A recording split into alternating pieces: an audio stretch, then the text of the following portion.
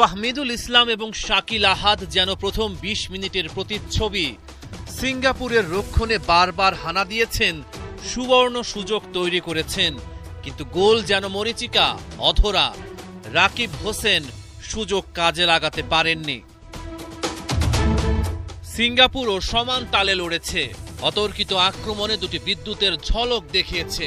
মনে হচ্ছিল যে কোনো মুহূর্তে স্কোর লাইন বদলে যাবে, কিন্তু না, তারাও গোলের তালা খুলতে পারেনি। প্রথম ২০ মিনিট স্কোর লাইন ০-তে স্থির। গোল পেতে পারত বাংলাদেশ ও সিঙ্গাপুর, দুই দলই, কিন্তু বক্সের মধ্য থেকে সিঙ্গাপুরের অধিনায়কের বাঁ প্রান্ত থেকে নেয়া শট ফিরিয়ে দিয়েছেন মিতুল মার্মা। ফুটবলের বিশাল ক্যানভাসে সমিত সোম এক শিল্পী।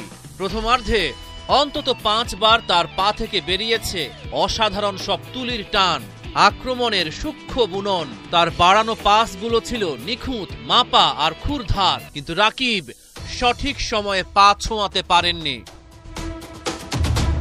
বাংলাদেশ লক্ষ্য ভেদ করতে না পারলেও সিঙ্গাপুর প্রথমার্ধে জালের দেখা পেয়েছে। ম্যাচের ৪৪ মিনিটে বাংলাদেশের রক্ষণে ঢুকে পড়ে সিঙ্গাপুর।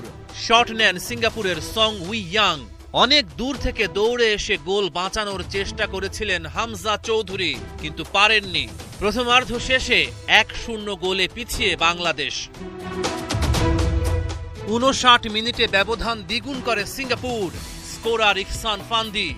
সুযোগের পর সুযোগ নষ্ট করে অবশেষে গোলের দেখা পেলেন রাকিব হোসেন। হামজা চৌধুরীর বানিয়ে দেয়া বল থেকে সিঙ্গাপুরের গোলকিপারকে বোকা বানালেন।